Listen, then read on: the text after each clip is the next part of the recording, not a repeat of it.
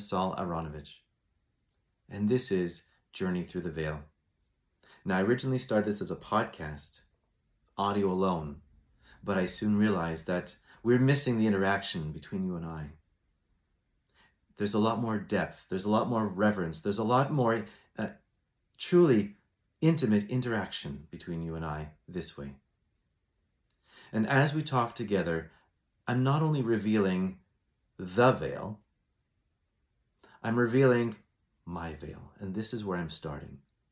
By showing you how I go through the journey of my own veil, I'm encouraging you to interact with yourself, to reflect on your own veil and your own challenges, your own struggles, and what keeps you under that veil from realizing the true potential that you have by allowing yourself to thin it out.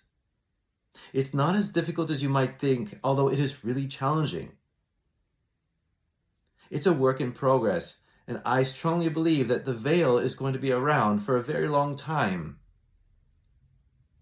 But as it's around, we can thin it out and reveal more as we go through. And unfortunately, sometimes we'll put back our coverings because of being safe and secure. But I'm encouraging you to walk with me, to journey with me as we unveil and reveal truths of ourselves, truths of our experiences. And we're doing this just not in a physical way. There's an energetic component here. There's a spiritual component. There's a component that lies so deep inside of you, the true veil inside of you, that is going to be revealed as we talk together. And as I share with you how I, in my own experiences, began to peel those layers off to where I am today. Believe me, when I was young, my veil was really thick. So thick, heavy. And even though today there's still a lot of heaviness that goes on, the veil is much thinner. What does that mean? It means that I feel lighter. It means that I feel more connected. It means I feel more open and accepting of who I am as a person, for the kind of person that I am in all my levels of being: physical, emotional, mental, intellectual, spiritual. In all those levels, to be okay with who you are in trying to work through your day-to-day, in trying to understand how each one of those levels connects to the other person at their level that are the same. And in turn, the collective over the entire existence. So these videos together, as we interact together, I encourage you to follow along with me, to go through some of the exercises that we're going to go through to help you open up your own veil, to help you be aware of your own veil, and how you can slowly peel those layers off to find your true potential. So walk with me, please. Journey with me. And together, we will journey through the veil and reveal it and reveal you. So let me start off. My name is Saul, as I've mentioned to you. And my understanding of energy and work of that kind, modalities as we would call them now, stems from when I was really young.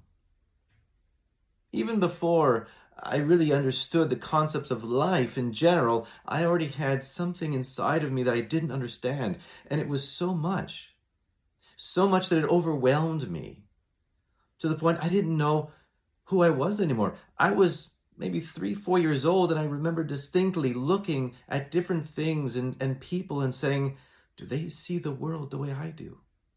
Do they understand the world the way I do? And I was really young, and I would ask similar questions like this to others and ask them, how do you see the world? I never really got an answer that was acceptable to me. And not that they couldn't answer it in their own way, but it didn't make sense to me. How I see the world. And when I asked others, their responses were a bit for them, their perception, their perspective. And I didn't really, for one, understand the concept of perspective, how we see the world through our own eyes. But at that age, there was something added to my world beyond the standard physical environment that you're in. I understood the concept of energy when I was really young. Instinctively, we know this. For example, if you have a pain somewhere, maybe in your tooth, you're automatically going to put your hand there. Now, why do we do this? It's an automatic reflex to soothe. But what else is going on is that internally, we have an energetic flow. And by instinctively, we're sending that flow to the pain. Now, I knew this at a really young age, that something was moving and happening inside of me when I touched. And so when my brothers or friends, I was really young, 4 or 5 years old,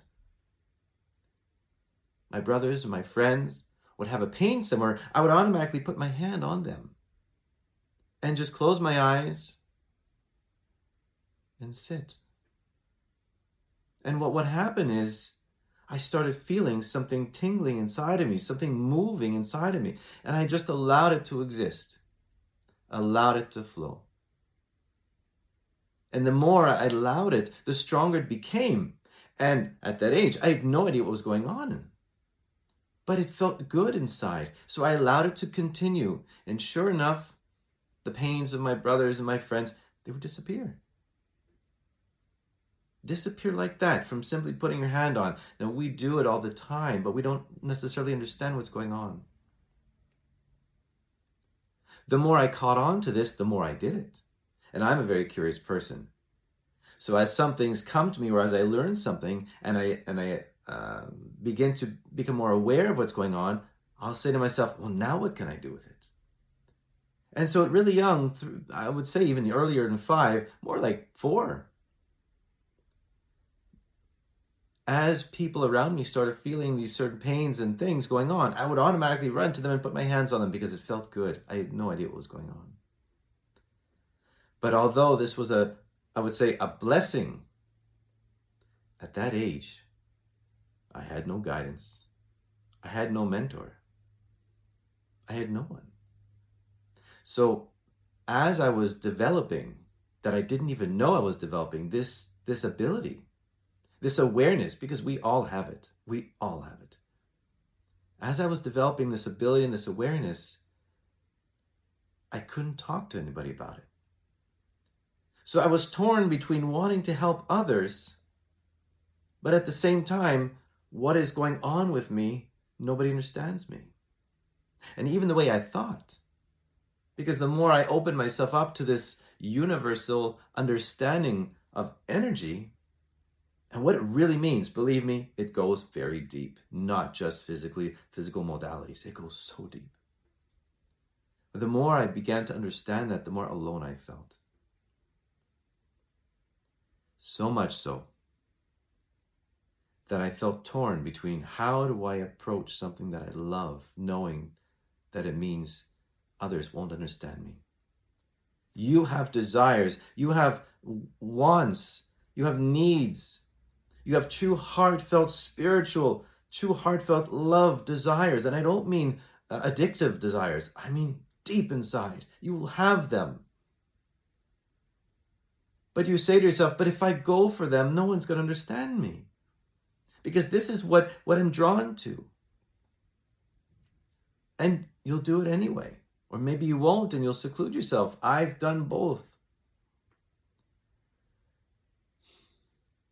But my drive to learn and understand this was so much stronger than my willingness to be accepted. And so I accepted being alone. In mind, in physical, I had friends, but it was a little difficult to explain to them what was going on inside me. But that heaviness of being alone grew, and it grew, and it grew. And it grew to such a point that, I'll fast track a bit, I was 11 years old, and I walked to a bridge. It was a long walk. Easily. For 11 years old, it's a long walk. If I'm not mistaken, most probably about an hour and a half, I think. If I remember correctly, it was a long walk. I walked to a bridge and looked down.